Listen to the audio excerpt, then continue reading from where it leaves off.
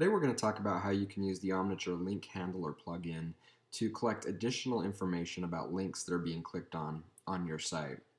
I recently worked with a client who had a large library of PDFs available for download on the site.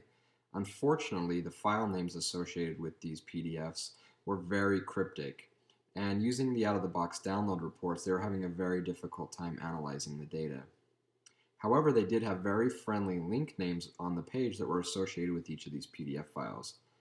They came to me asking if there was an easy way that they could use that friendly name in their reporting rather than the cryptic name that was associated with the file download. To demonstrate how this can work, we'll use a very simple example using my site here. The Omniture Break-Even Calculator is an application that a colleague and I developed, and over the years we've put out multiple versions. However, I've kept the package name the same, breakeven.zip. What I want to do is I want to be able to capture this link text, break-even calculator version 2.0, into a variable, so I know which specific versions were being downloaded. Now back to my client example, think about a whole list of PDFs with very cryptic names in here. We want to capture the friendly name of the PDF that was located here on the link. To demonstrate this, if I went ahead and clicked on this, the Omniture out-of-the-box download handler would probably fire and capture my download link. Let's try that now. Okay, so I'm using HTTP Fox here to look at the package that's been sent out to Omniture, and here is the request. If we scroll down, we can see that the download link was captured, and in this variable here we have the name of the zip file that was downloaded. It's okay, but not perfect. We want to enrich this, and we want to capture this text as well when the link is clicked. So let's take a look about how we can do that. The first thing to do is to make sure you have the Link Handler plugin in your S-code file. Here's what the plugin looks like. If you don't have the plugin, look to my blog, and I will include the plugin code there so you can simply copy and paste it into your S-code file.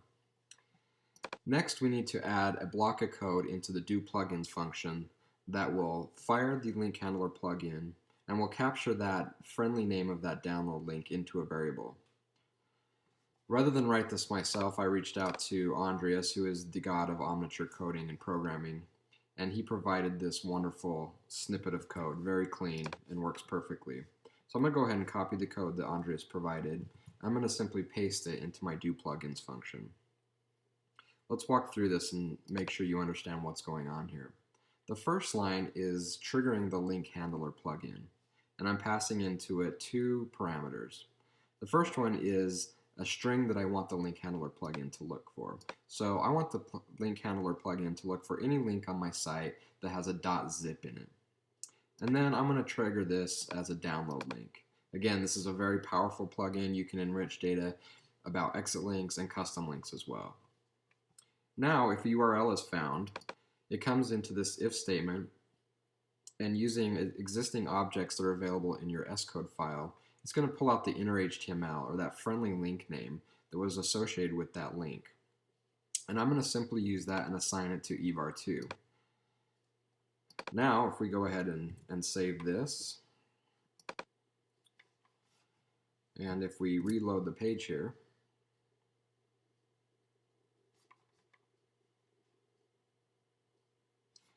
and if we go ahead and fire this, the download link will fire again, but hopefully this time we have a little bit better information about that link that was clicked on. So let's go ahead and look at the image request that went out here. So if we scroll down, we will be able to see that we are still capturing the package name, so breakeven.zip here.